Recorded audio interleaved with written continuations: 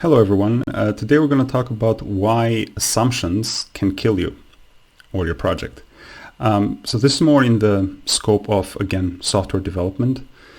And I have I have a lot of stories about this, but initially I want to start with basically why you shouldn't assume things and why not knowing something is better than having the wrong assumption about something. Because when you don't know something, you're kind of more open-minded and you seek to find out more information, rather when you have an assumption and you are pretty confident about the assumption and then that assumption turns out to be wrong. So one story is I was working on this analytics inventory product, and we were developing the product because it was very analytics heavy, very data heavy. We were developing to be primarily a web-based application.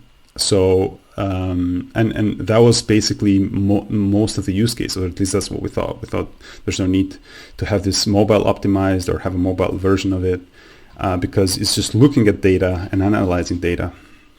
And it sounds like a rookie mistake in retrospect, but neither the client nor us nor myself were kind of thinking of it and zooming out of it.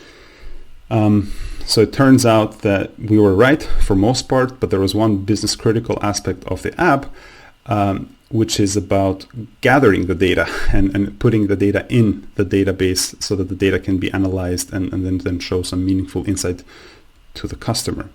And the gathering of the data was obviously happening with smartphones, and it was more convenient that way.